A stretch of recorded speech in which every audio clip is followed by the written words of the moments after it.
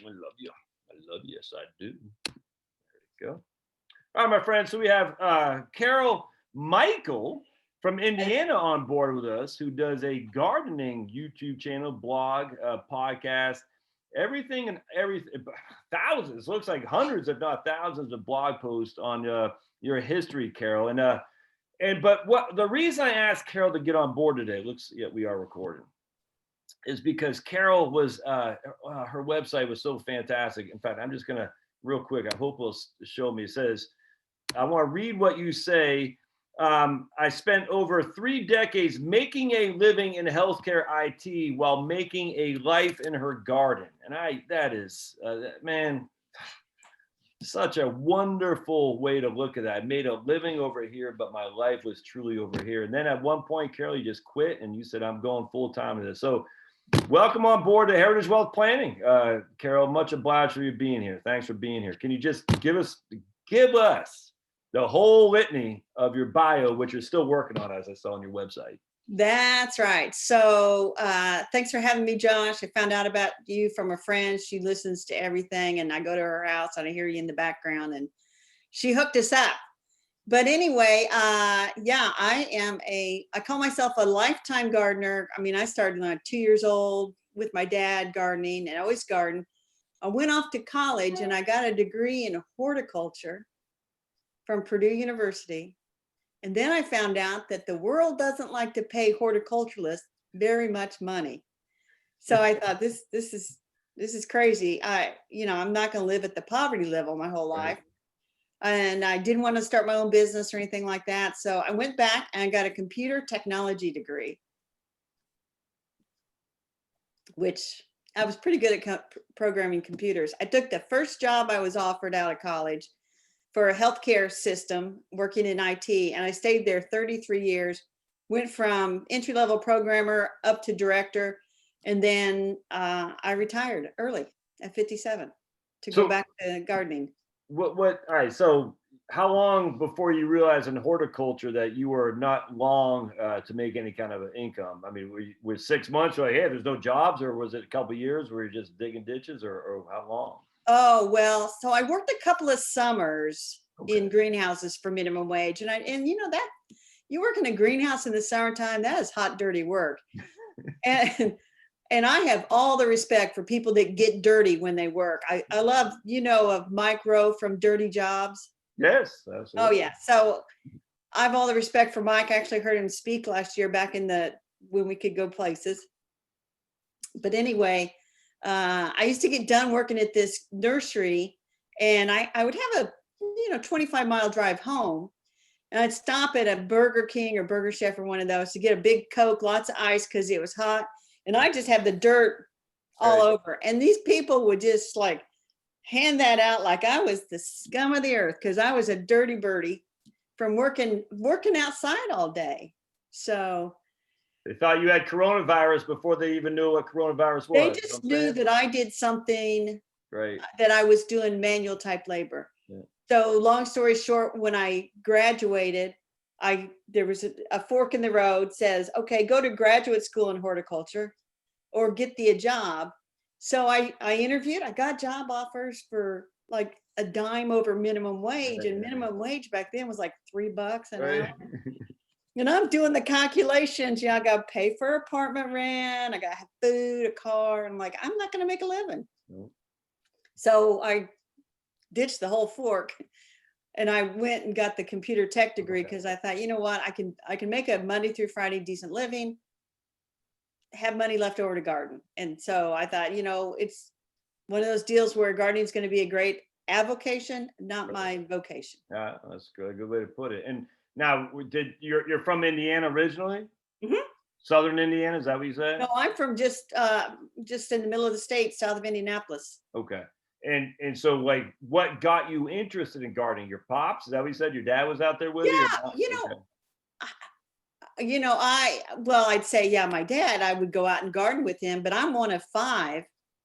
And I'm the only one that thought this was the greatest thing ever and I should go get a degree in it. The others went off in other directions. So, I think it's sometimes you're just born with it. And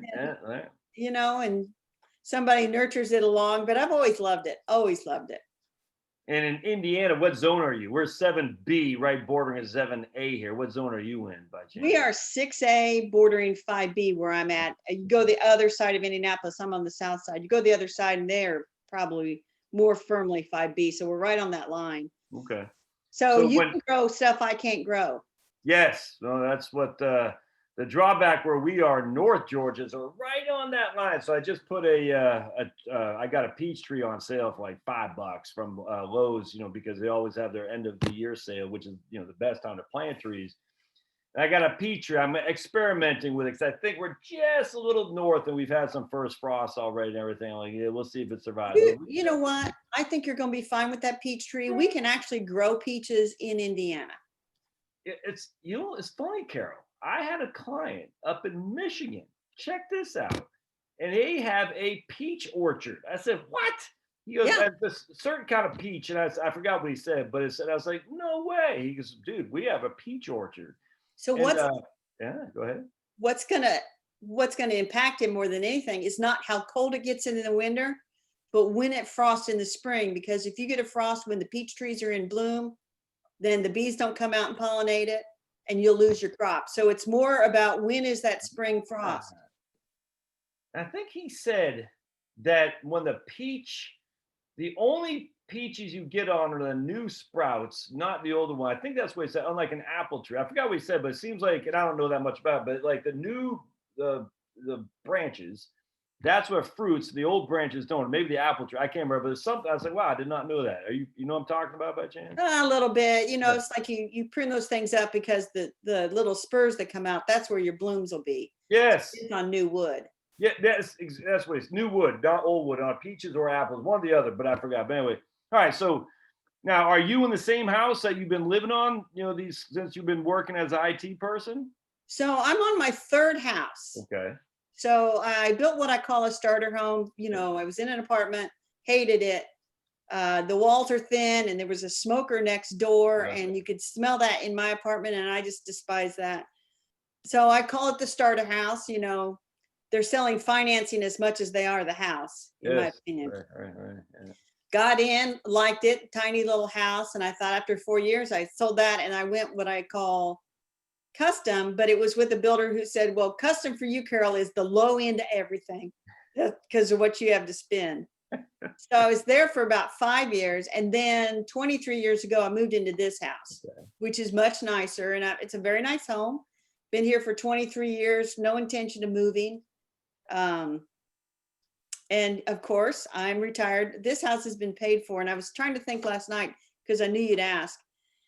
And I think I paid this house off about 10 years ago. Oh, so I was in my late 40s when I paid off the house. And how much, what you got, like a half acre, quarter acre back there? Where's your garden? It's about a quarter acre with the house on the middle. So it's a standard suburban lot. I got a vegetable garden out back. I got a lot of flower beds and things. And I grow figs here in my garden. Ah, interesting. People are surprised that there are figs hardy enough to live in this climate. And there are. Well, apparently there you go. Proof positive. So what's your favorite? And I love talking gardening. Well, I want to talk more specific on other things, but what's your favorite thing to grow, Carol? There are hundreds of thousands of plants out there. Yeah. So to have a favorite, there's a favorite every single day. And so I know. I if I choose one, then another plant's going to balk and die on me. So, and I go through phases. Yeah, me too. Sometimes it's clematis vines. Then I'm all about the crocuses I plant in the lawn for spring blooms. And so are you more of a flower or a vegetable person? I think I'm 50-50. Okay. Gotcha. So but everyone has a thing they plant each and every year without question. Is there anything that jumps out at you for you in that regard? I'm going to plant this each and every year without question. Anything? Well, each and every year I'm going to plant a vegetable garden. Doesn't matter. And I'm going to start out in the spring. I'm going to start off on St. Patrick's Day. I'm going to sow a row of peas. Okay. And so you would start out probably on Valentine's Day and sow a row of peas. And that's like the beginning of the season. And I'm going to go to the local greenhouse. I got them so that they call me in the fall, in the spring, when the pansies and violas are ready. So they call and say, they're ready, Carol. And it's like, mile and a half up the road. And I'm like, be there in 10 minutes. So when they said they're ready, like they're babies, you know what I'm saying? Or what? Yeah, they're in the bedding plants, and they're ready to be planted out in the spring. And you can plant those, and they survive frost and things. So I plant those in early March around here. You have like a storage of seeds for your vegetable gardens, or you just go like every year you get them for burpee? Because I know you had a burpee hat on. And how do you get your seeds? You keep like a 5-year supply, or you just buy them on burpee every? I buy them every year. I have a few carryover seeds, and seeds will last several years if stored properly. And so let me interrupt there. How does stored? Because man, this is something that I'd like to hear your thoughts on. How do you store seeds properly? I just store them in a drawer in my. Some people will put them in a airtight container in the refrigerator, works as well. There's actually a very large seed storage vault somewhere up near the Arctic Circle. I think it's in Norway, where they tried to get seeds from like everything that grows, every variety of corn and wheat and soybeans. So if there's the big apocalypse or something, the seeds are stored in this Arctic Circle thing that's very cool, and it keeps the seeds dormant, but doesn't kill them. Okay. So an airtight container in the fridge, and that should keep your seeds for a couple. You don't want to get them wet because they'll either sprout or mold on you. Yeah. And but I order. I know a lot of different seed companies. I order from Burpee, and I actually write a blog post and a to-do list for them on their website for my zone. I order from Burpee. I order from a company called Botanical Interest out of Colorado. And I know the president. She's a great gal. She just started this seed company. There's Pine Tree Garden Seeds up in Maine, and I know you're from Maine. Pine Tree. They're a great seed company, just good basic seeds. And their website is superseeds.com. Well, I appreciate you sharing that, because I did not know that. And if I can support my homeboys in Maine, you said superseeds.com? Yeah, and it's Pine Tree Garden Seeds is the name of the company. Cool, good. And if you want to see a seed catalog that is encyclopedic, the Baker Creek Heirloom Seeds in Missouri, they published the whole seed catalog. And this sucker, you have to buy it on the magazine rack. It's $12.95. But if you're looking for weird vegetable seeds and stuff, Baker Creek's your baby. And that's your encyclopedia of all that stuff right there. Oh, yeah. And then there's Johnny's Selected Seeds. They're also, I don't know where they're at. There's just a ton of them. All right. I try to order from all of them. Are you worried? I've heard something about seed shortages and stuff because of stupid coronavirus pandemic reaction and stuff. Are you hearing that? And obviously you're a professional in this, but are you hearing that people are having a hard time with seeds? Well, the seed companies will tell you there is not a shortage of seeds, but this spring they kind of were caught short, not realizing the number of people new to gardening that would be ordering up seeds. And so they literally had all hands on deck just to fulfill their orders, and they did run out of some. Okay. And but I think if you order in January, February timeframe, you'll get what you want. Okay. You don't have to worry. There's not a shortage worldwide of corn seeds and all that stuff. Obviously corn, but no, I don't see that at all. I gotcha. They say the quantity is there. It's just some of the seed companies just said we're going to stop taking orders for 10 days because we can't fulfill everything in a timely manner. I had a client in Louisiana who has a nursery, and I said, how's business? He goes, dude, it's the best. He's been doing it for 50 years, something like that. He goes, by far and away, the biggest year they've ever had. And I said, shocking. But I was like, yeah, that makes sense. Yeah, every greenhouse, every garden center I know that's, independently owned, like the greenhouse around the corner. That's a great story because this gal was 18, went to college for like a semester or two, says, this isn't for me. Yeah. Came back, and with her parents' blessing, she signed a contract and bought an old greenhouse nursery business. And she's 21 years into it. And I visited, that's where I buy all my stuff. And she's like, in March, they're like, oh my God, we're going to lose our shirt because everything's planted and waiting. And by the beginning of June, she's like, I got to find more plants to sell. I'm selling out of everything. And, you know, normally a greenhouse or garden center, some percentage of the plants end up in the trash. Nobody buys them. They didn't have anything. They couldn't keep anything in stock. Do you so it was a good year for them. So, I mean, would you, I mean, I have a sneaky suspicion, I know what you're going to say here, but you got your typical Lowe's and Walmart and all that stuff. The local nurseries are literally locally owned small business people, essentially, though, right? Yeah. Oh, yeah. Locally owned small business now, and they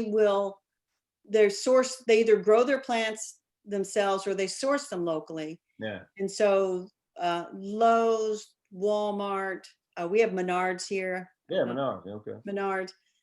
They get plants from all over, and sometimes they get plants from further south that are not really appropriate for us. I think they get better at that. But they'll bring tomato plants in at the beginning of April, and it's like we don't want to even think about planting those here until mid-May. Yeah. Because the Lowe's and Menards, their home base is south. Yeah. So I always say go local if you can. Yeah. All right, man. I completely agree. That's and what they have, just like you're familiar with CSAs. I forgot what CSA stands for like community supported agriculture. Yeah. I don't know if they have like a CSA for a nursery or something like that, or not even a CSA so much, but a like a local nursery that you can kind of say. I guess you just have to look it up. Say, hey, what's my local nursery for independent nursery? That's kind of where I'm going with that. Independent nurseries. You probably know where they're at in your location. Yeah. Yeah, so community supported agriculture, that's another deal that's pretty nice if you find a local vegetable grower. Yes. So what you do is you pay a monthly subscription, and usually start paying at the beginning of the year. And then they show up every week with a box of whatever produce they have. Yeah. And so you kind of they might have a crop failure of, say, lettuce, and you end up with a whole bunch of kale that you didn't want and weird vegetables, but some people like that. It's a big surprise to see what they'll get. I love it. We bought some local. I haven't actually gone on a CSA yet, but I love the idea of locally people doing that stuff on a regular basis. And if they do run out of X, they're going to refill you with something else. And I think it's a great. The one thing, I mean, and I'm far and away, I'm not one of these guys like, oh my goodness, CO2, we're all going to die. However, I think there's something to be said about locally sourcing your food. If I'm moving oranges from freaking California to Georgia in the middle of the wintertime, that can only be shipped by diesel trucks. I mean, that inherently is, I mean, if you're worried about, carbon, and you're worried about emissions, and you're worried about just trucks on the road, well, don't buy your oranges from freaking California in the middle of the wintertime, if that makes sense. You want to buy it locally, that will keep. Right. Except you can't buy oranges locally in Indiana. So, if you get them from Florida, at least Florida is closer. Yeah. But what I'm saying with that is like, okay, it was the same thing applicable to, kale. I mean, if you're going to buy some kale, at least get it from a local guy as opposed to being shipped from Puerto Rico or something like that. I'm just using that for example. One of my pet peeves is all these people like, I want to, have, I don't know, whatever, a kale, but I'm going to get it from a grower in Washington as opposed to someone local. I mean, it's like, it doesn't make sense to me. And I'm just using that for an example. Right. And our local grocery stores are doing a better job of sourcing, even from greenhouses in Michigan or greenhouses in Ohio, that the stuff is grown under glass, so it takes up a lot of energy.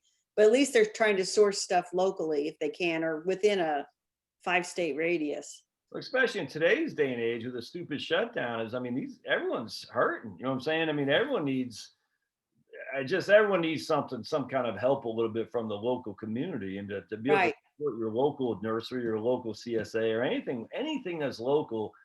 Even a local restaurant is a big deal for sure. Do you do any like hydroponics or any indoor growing by chance, or?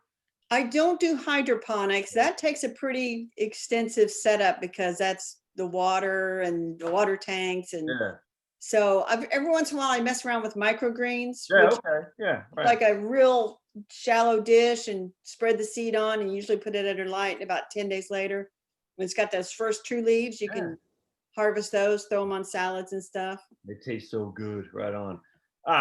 Now you said your other your 5, your other 4, they don't have green thumbs at all, huh? No, well, no, they do.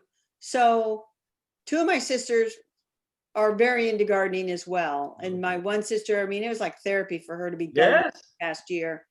My brother is not really into gardening much. And my other sister, she doesn't really have time.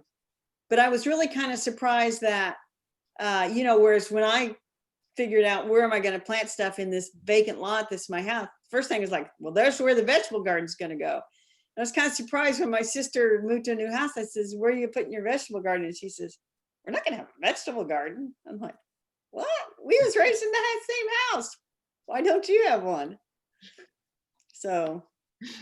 Is there something just like, I don't know, divine, going out in the garden and just having, I don't know what it is, man. Like maybe it's just some kind of, I don't know, a muse or something like that, but you just go out there and it is the most cathartic for me thing to be out in the garden with the sun. Just, I love it. There's something just insanely supernatural for me. And I'm sure you get the same.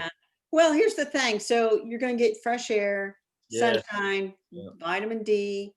And the other thing, they did studies, and there's bacteria in soil that releases hormones in your body that make you happier. Oh. So they do studies on this. And so don't take antidepressants, just go put your hand in the dirt a little bit.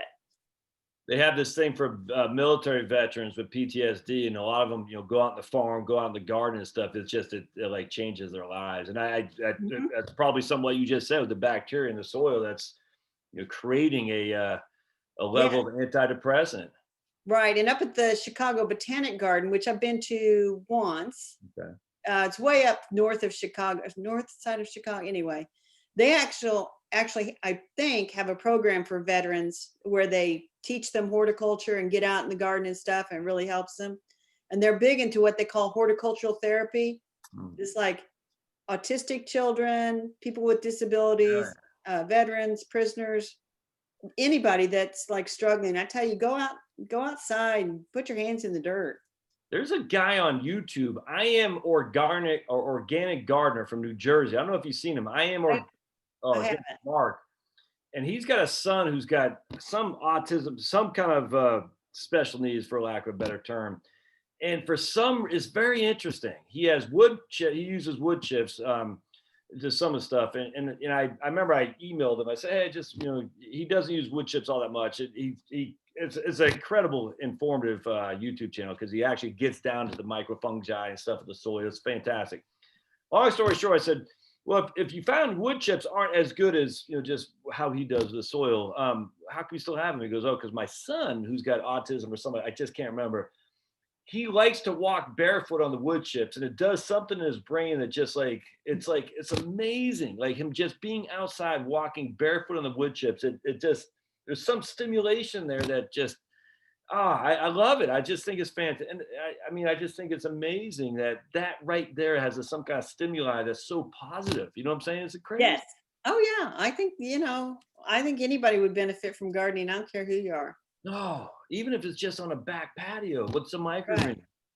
All right, but you've been, all right, so let's talk business. So you were working, and I'm not going to say a crappy old job. I don't know what your job in IT was. I imagine, though, you long for the day, look out the window saying, I got to get out of here so I can get in my garden. I don't imagine you're ever in the garden looking in the car saying, I can't wait to get to work. Maybe you did. But so now you're not 65, all right? You said, I'm quitting my crappy old job, and I'm going to do this. You said you're mid-50s or something like that is what you are right now? 57 was when I retired. So, I mean, can I ask you how, pretty gutsy move, Carol? What was a couple things.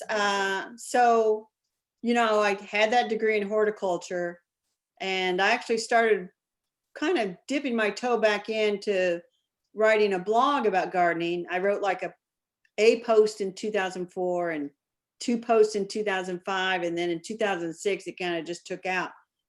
And, I have almost 3,000 posts about gardening. But I thought I was in my 40s, and I thought, I don't want to be sitting at this desk forever. My dad died at 59. So that's young. He had was like car crash? heart problems. Really? And,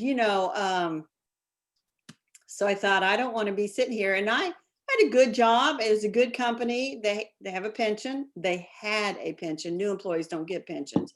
But I had a pension, obviously fully vested, had a nice boss. We'd sit down. I'd say, hey, I'm pretty sure I'm retiring at 55. And so he's like, no, you're not. And I'm like, yeah, I am. I'm maxing out the 403B contribution, 401k, like from my early 40s on. They opened up what they call the salary deferral, the 457B. I maxed that thing out as well. And people are like, well, how'd you do it? And I'm like, I remind them, like, I'm single. I don't have any kids. Didn't have to put anybody into college. So, some no mortgage because your house was paid off 10 years ago. Yeah. And then I got rid of the mortgage by paying off the house. So I kept telling him, like, and he's like, oh, you're too young. So I got to 55 and went to lunch. I says, okay, I really want to do it. And he says, nah, you got more in you. And I was a director at the time. So it's like, it's just really reporting to him. Right. I didn't have a bunch of bosses. 56, I said, man, I really want to do it. And so 57 rolls along, and a few months before I turned 57, my birthday's in January. So there was a guy, and he's decided he's going to finally retire. And like 2 weeks after he announced he was going to retire, and everybody's so happy for him, he finds out he has cancer. Oh. And so HR canceled the retirement stuff because they're like, you need your insurance, right? He's like, yeah, because he wasn't quite 65. He died the next March. Oh. And then it seems like there was something else. And so like, everybody's like, oh my God, if you announce retirement, you're going to die. And I'm like, you guys are crazy. There's no correlation here. None. You're probably going to live longer if you retire. Because IT is stressful. I don't know if people realize how stressful it is. Because, systems have to be running. And when you're in healthcare IT, you can't have downtime. It is stressful. So finally, at 57, I turned 57. I went through all my finances with a financial guy. And it's like, at this point, there's going to be so much money left over. Right. And I'm like, so this time I went into my boss and I had the letter that says, I'm retiring. Here's 90 days. I gave him 90 days notice. And he says, oh my God, it's for real. And I probably can't talk you out of it. And I says, you're not talking me out of it. And then, sent the note out to my team and people, and, heads popping up out of cubicle land. It's like, oh my God, she's retiring. Yeah. So they were happy for me, but jealous as all get out. I was going to say happy, but internally they're jealous. Like, I guarantee they were. Yeah. Jealous as all get out. And some of them have since retired. Yeah. But I still wonder, it's like, some of them, it's like, you're 66, you're 67. Why are you still working? What are you afraid of? Yes. And these people like me were there long enough, they're going to get the pension. But so, all right. So the first question everyone's going to ask is, well, you're only 57. What do you do for healthcare? So I did the COBRA for a few months, and then I found Solidarity Health Share, which is a health sharing plan. Interesting. And I know MediShare is the one that's advertised on the radio, and people have some issues with it. So Solidarity Health Share, it's a Catholic-based organization, and it's a modest amount per month. I mean, it's really inexpensive, low deductible. And so I've been with them for 4 years now. Now I'll tell you, they've had some growing pains because I think they had just been around a few years when I got on board. So some of the claims have been slow to get paid, but they do pay for wellness. And I would have to get on the phone with the provider and get on the phone with them. And it's like, we got to get people talking here. And they just got so far behind, but hasn't hurt my credit rating.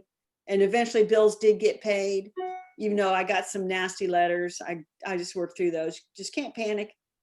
Just got to work through it. So you pay on the front end and then you wait to reimburse from Solidarity? Is that how it works? No, they give you a card. Now the card says this is not insurance, but they give you a card and they say, tell the provider, send us the bill. Okay. And so the provider, and I've never been turned down to take it, they send the bill just like it was insurance. then Solidarity works with a company to do medical repricing.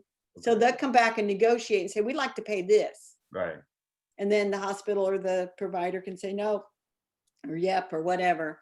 And then eventually, they come to a settlement, they pay. And then if I'm owed, sometimes I have to pay a little bit. So. Yeah. All right. So what happened here, where you got the nasty letters that Solidarity and the provider weren't making contact in terms of the actual dollars that had to go from Solidarity to the provider, and you're just right. Well, the provider wasn't responding to Solidarity's requests. Yeah. Okay. Because they're such a small, I guess, they're like a one-off. So in some sense, the provider's like, well, how do we handle this? That's what I was getting ready to say. It's not as if the provider, heaven forbid, the hospital. I mean, you were in healthcare IT. I mean, man, just some of these guys are just, you know what I'm saying? I mean, yeah, if it's outside the norm, it really kind of bungles up their system, and they're like, it ends up on somebody's desk. But we got it sorted out. I'm going to stick with it. In 4 years or so, I'll be eligible for Medicare. All right. And so you've actually had to use services under Solidarity, and other than some growing pains and some issues, here you are. You haven't died. You haven't gone bankrupt. You haven't still out in the garden, and you're still able to have quit your job, which is good. Yeah, I get that. But you're still able to do what you want to do without staying awake at night saying, how am I going to pay for this, that, and the other? Correct. I don't worry, and I'm not worried so much about the market. The market's going to do what the market's going to do, and I'm much control over it. What, the stock market, is that what you're saying? Yeah. Oh yeah, right. I mean, absolutely. All right. So, but the issue isn't that most people have is how are they going to do healthcare. I'm just telling you right now, and I say, well, if we go back in history, i.e. just like 1 or 2 generations ago, you know what I'm saying? I mean, basically most of this was out of pocket other than catastrophic stuff anyway, which is what Solidarity and MediShare. I had a guy email me here from Georgia who has a different group, but I forgot what his name was. But anyway, same kind of thing. He said, this is the old-fashioned insurance. You pay, I mean, that sounds a little bit different what Solidarity is, but the old-fashioned insurance is you pay for the essential equivalent of an oil change of your car out of pocket, and anything above that, the share kicks in. I said, that's exactly the way it's supposed to be. I mean, now they pay for wellness. So for women, they'll pay for mammographies. They'll pay for the screening colonoscopies. I believe they'll pay for the flu shot. They pay for a wellness visit with your physician, wellness labs. They pay all that. And then there's an unbelievable $750 deductible for the rest. Yeah. And that's not per event. That's for the year. Was your same primary care physician, did they take Solidarity from what you were doing while you were working, or did you have to find new providers? No. Okay. No, and in fact, Solidarity doesn't care who you go through. Now you have to have healthcare that is within the guidelines of the Catholic Church. Right. So they're not going to pay for abortions. They're not going to pay for sterilization procedures. They also aren't going to pay if you are participating in high risk activities. Yeah. So if you go out every weekend and drag race for fun and you get beat up, in a wreck, they're not going to pay that. Well, that's the way it should be. I mean, because and if you smoke and you smoke and get emphysema, they're not paying that either. Well, because we are, when I say we, we are the payors of other people's risky engagements. Yes. You know what I'm saying? Yeah. I don't want to pay for that crap. I mean, my goodness, if you're going to jump out of an airplane without a parachute, I don't want to cover your issues if you get hurt, because you're going to get hurt. I would tell anybody, if you have your finances worked out, you'll figure out healthcare. Yeah. And if your work is not your passion and it's just getting you by, but you don't really need it anymore, it's just a crutch, go ahead and retire. Go do something that really is your passion. Now, why are these other people staying at that job who are even beyond 65? What is it that has them, and you don't have to tell specifically, but what's your sense that says, like you said, why are they still here? Why do you think, are they just scared that they're going to be paupers or something like that? Carol, what do you think?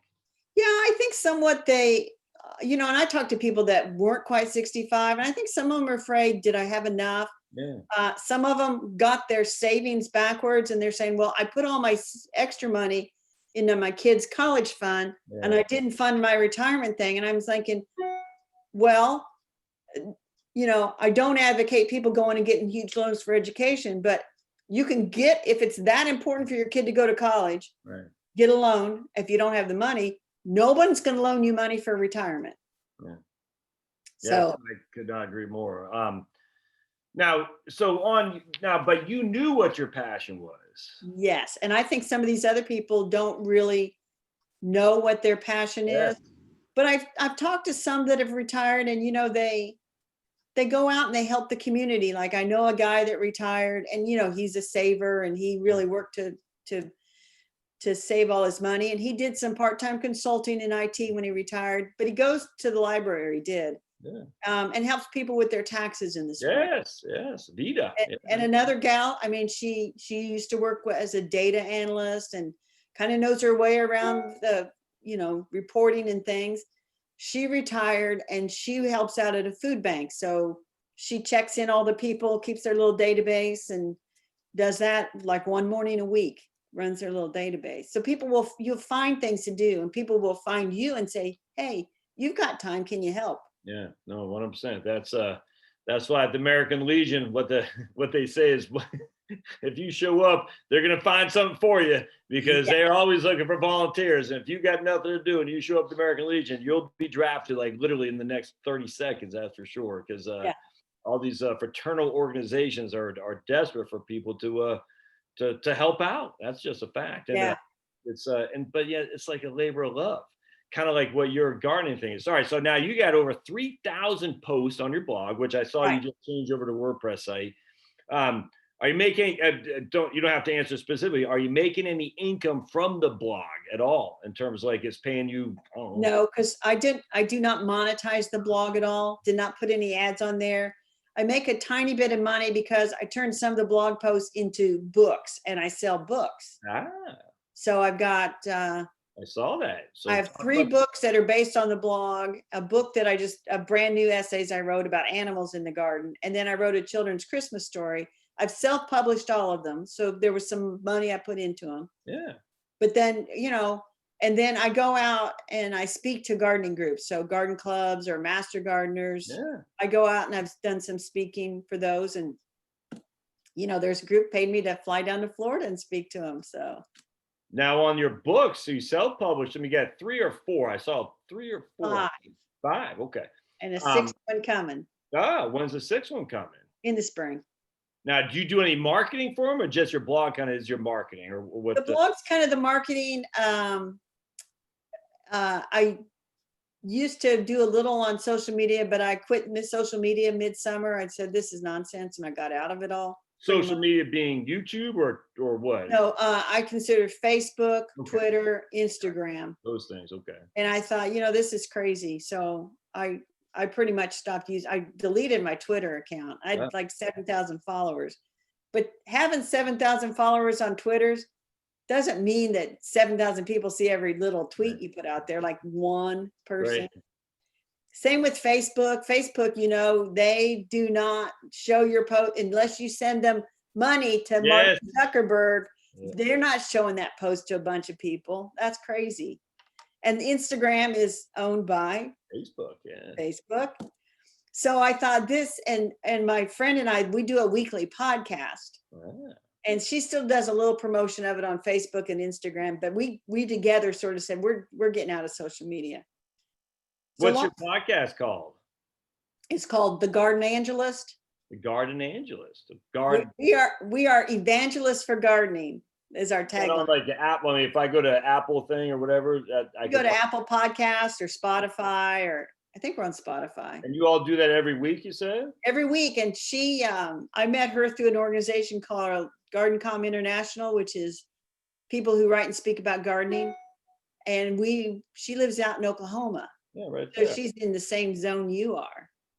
And we record a weekly podcast about gardening called The Garden Angelist. Carol and Dee continue to discuss gardening trends, including sustainability and houseplants. Martha Stewart's new gardening show on HEB. Yep, that's us. Oh, I'm subscribing right now. Cool. That's it's a half an hour every week, and it's just chatter about gardening. Well, that's fantastic. All right, so good. So, but when you wouldn't go into this line of work to generate an income in which to supplant your other income because you already had your finances figured out. And go ahead. Go ahead. I would not rely on this income. In fact, this year, because of the pandemic, I had one speaking engagement in January. Yeah. Everything else got canceled. And so I have a sneaky suspicion, Carol, that your living expenses aren't very high. Is that probably all right, so this is the thing that drives me up the wall. The reason a lot of people don't quit their jobs to do what you're doing is they think their living expenses are going to be extraordinary. And you're just like, well, if we dive right into it, why? Why would it be extraordinary in retirement if it's not extraordinary now? What kind of car do you drive, if you don't mind me asking? I have a 2015 Chevy Equinox. Paid for, I presume. Paid for the minute I drove it off the lot. I also have a 1997 Chevy S10 pickup just for gardening. Yeah. And so that sucker's 20 years old. And I only use it to go get gardening stuff. And people's like, can I buy your truck? Because it's only got like 18,000 miles on it. 20-year-old truck. And like, no, can't buy my truck. Well, it's interesting, Carol. I say to people, I can almost guarantee your success in retirement just by the vehicles you drive. And I always say a woman usually drives a 2013 Toyota Camry paid for. You're pretty close. A man, a 2007 Ford F-150. That's being very prejudicial, stereotypical. I get it. But generally speaking, I found that they have a house paid off. They've lived in the same house for many decades. And they drive a 2013 Toyota Camry and a 2007 Ford F-150, both paid. And lo and behold, there's Carol, almost identical to that. And it's just like, it's so simple. And I don't need to know your finances, but if we look at the book, The Millionaire Next Door, it's the same old story over and over and over again. Pay off your house, pay off your vehicle, live below your means. And lo and behold, you can go in the garden at 57 years old and do a blog and write books. And are you, do you get a lot of people reaching out to you? I guess now everything's kind of shown, but are you finding more and more traffic on your blog because of the pandemic, even if you're not like reaching out to you to do speaking engagements and all that, or what do you find? It's hard to tell because being a labor of love, I try not to get tied up in the statistics, how many people read it, how many people commented. I really don't care. Yeah, man. If I got enjoyment out of it and I've got a few friends that get enjoyment out of it, that's good enough for me. And my books, I tell you, I brag on myself. So the first one, and I got them right here. This one was the first one I wrote. This won the Gold Award from the Garden International. So that was the top book of 2018. Oh, man. And this guy won a second place award from Women's Press Club of Indiana. I'm going to try sharing my screen. Hold on just a second. I think we can. I've never done this on an interview, so bear with me just a second. Oh, look, there's my screen. There's your screen. I want to show your books. So yeah, just there. Can you see that? Yeah, I can. All right, cool. And so Potted and Pruned. That one won an award. Seeded and Sodded won first place from the National Women's National Federation of Press Women. The Critters and Critters is my little pandemic baby. Came out right when the pandemic, so that one's not. I haven't entered it in any contest. How'd you get the artwork? Do you do this, or how'd you? I paid for somebody. Well, the artwork on the gardening books, I paid for somebody to do it to make it look professional. Oh, it's fantastic. And then the Christmas Cottontail I did with my nephew. Oh man! And he's a graphic designer, and so I had this little Christmas story for kids, and I said, "Hey, you got a 4-year-old? Could you illustrate this book?" Oh. Yeah. And illustrate it like you're for your 4-year-old daughter. And so it's a very cute little book, and it usually sells pretty well November, December, and I've actually sold probably 25 copies here November, December, so that's decent. And when did you publish this? That one came out in 2018.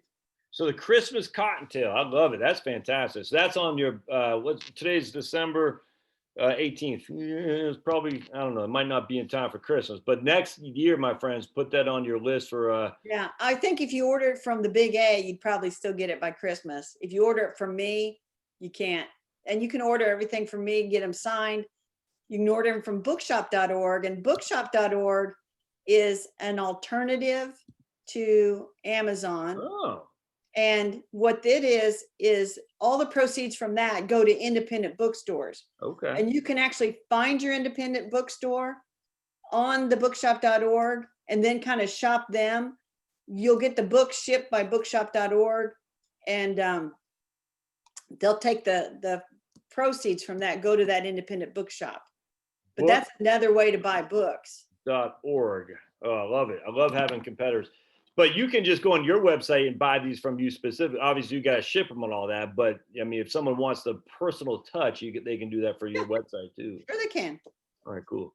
Oh, that's fantastic. Do you have a copy right there, a hard copy of the Christmas Cottontail by chance? You have it sitting right there?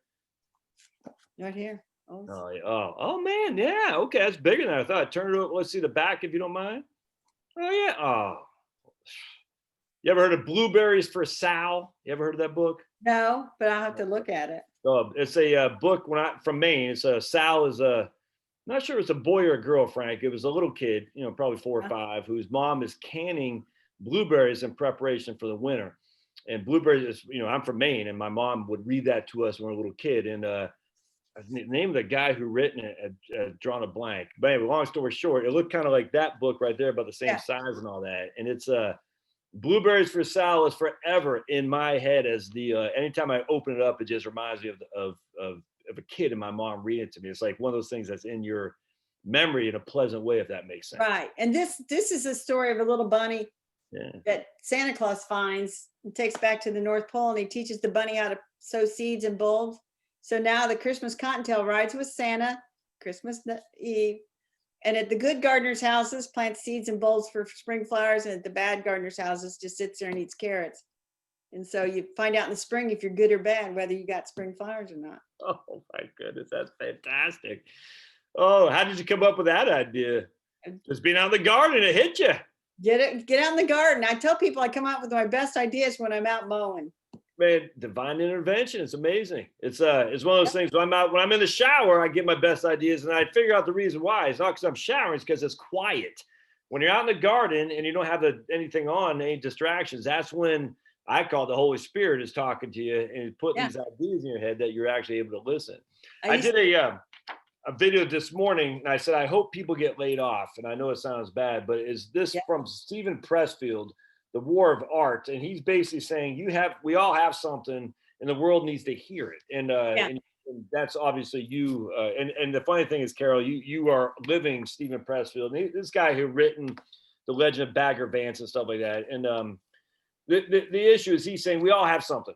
It's not for you to keep it from the world. It's for you to get it out there. And I just, what you said was so important. It's like, I don't care. I mean, obviously we all pay attention to some statistics, but you're like, look, I do this because I enjoy it and other people get enjoyment out of it. I don't do it to get clicks or likes or anything like that. I do it because it has to get out, and other people will enjoy it or they won't, but it's up to them. But it completely is irrelevant to what I think, oh man, I get this all the time. Like, I can't do this because I don't know what to say. People won't like it.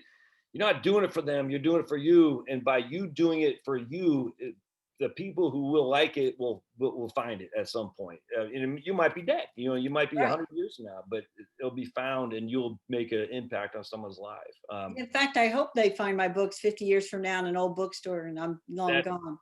There's one, and I have The War of Art. There's another book out there, which is an old classic for financials, which is Your Money or Your Life. And who's the author?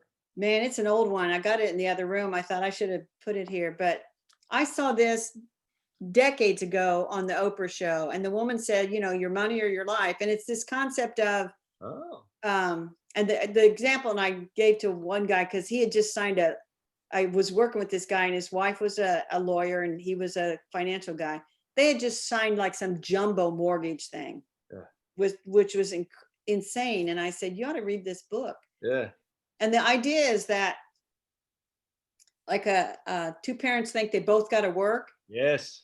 And then they figure out like the one that makes maybe less. I don't know if it's the man or the woman. They figure out, well, what if that person didn't work and didn't drive to work every day and stop at Starbucks and get a drink and didn't have to have the nice suits and everything. And then they figure out like the cost of them working and figure out, well, they're making 25 cents an hour take home by the time they pay for childcare and everything. That's at your money or your life. So what are you working for? And that is like the next fancy house, the next bigger car, and I didn't deny myself. I mean, right. I put in these fancy bookcases one year, but my boss always said, when he told his boss that I was retiring, his boss said, you must have paid her too much. Yeah. And he told them, he says, no, no kids, no college funds, all that kind of stuff. Because, you have to decide. And I used to tell my coworkers, like, I don't have granite countertops. Yeah. Because I wanted to retire early. So look at your granite countertops as you leave on your way to work and say, was it worth working longer to have those stinking granite countertops? Actually, when George H.W. Bush replaced Reagan in 1988, he was the establishment and Reagan was the outsider, kind of like Trump and whatnot. But anyway, and they were saying, well, we're going to go back to normal, blah, blah, blah. He goes, look, I don't want ideologues. I want people with a mortgage in his administration. You see what I'm saying? I will never, and I was only freaking 18, 20 years old when I heard this. And what he wanted people with a mortgage in his administration because he knew he could control them. Because he said, look, the carrot is here. And the stick is you have to pay this mortgage and you're going to do what I tell you to do or else you're going to get hit with a stick. And that is just, I've always thought that was so emblem or what's the word I'm looking for? System. I don't know what the word is, but of our society is like, here's a carrot, and you're reaching out for the carrot. And then the carrot just, well, now I need a bigger mortgage. Now I need a jumbo. Well, now I need a bigger car. And it just, man, I just tell you, the one thing I love kind of going to gardening is that getting in the dirt, take it. It just puts you back to the reality of the biggest house in the world doesn't change the ability for you to grow food. You know what I'm saying? The freaking, I don't know, that Mercedes Benz doesn't do anything for your ability to just enjoy the vitamin D from the sun. It's the consumption society we've been in for the last 3 generations probably just seems to have like, I think it's hurting people. You know what? If you want that big mega house and you want that Mercedes and it makes you happy and you're fine, either, with how it affects your finances, go live your life. Right. That's you, but that's not me. And that's not you, obviously. And I don't think it's that many people, Carol. No. I think a lot of people think that's them. And then they're sad, like just like the people you talk about are 66, 67. And I'm sure they're probably old enough to have the pension and all that. And you're just like, what? The only thing are you waiting on? The granite countertops, Carol. That's or they're just afraid. They're just afraid. And there's this safety net called I got a place to go every day, and I'm doing and so that's, I don't know. It's up to them. Like you said, the granite countertops as you're getting ready to go to work for another day. You got to de-ice the car, sit in traffic, deal with all the crap. Was that granite countertop worth it? And well, I got a dog here. I'll show you to him. He's about ready. He's dead. He's died. We put the dog to sleep. Carol, this has been fantastic. I've enjoyed myself. Thank you. I've put links to all your stuff here. And again, the podcast is the Garden Angelist. Garden Angelist, right there you go, which I just subscribed to. The blog is Carol J, or actually the easier one is your name of your May Dreams Garden. I'll put links to the show notes, maydreamsgardens.com. Yeah. Now, are you just real quick? Are you? I know you said you don't do your YouTube that much, but your plants are wanting to get back on the TV now because I saw you interviewed them. I did Zoom with them back in the early Zoom days. Yeah, well, they want to get back some more exposure. So when are you going to bring back the YouTube channel to more? Well, I did a couple of them. I did a couple yesterday and the day before, and I thought I'm going to do like a 3-minute 3-minute YouTube every day for a while. Just yes, please do, please. And even if it's just do it now. Read your book, man. I'm telling you. Just anything, just to get it out there. Because I got a couple of them out there from the spring where I was reading chapters. So yeah. Well, you're a force for good, and we need more forces for good, especially in this insanity that we're dealing with now. But blessing. I'm going to stop record. Hold on just a second. Blessings to you, Carol. Don't hang up yet. okay. Bye, everybody. No, oop. I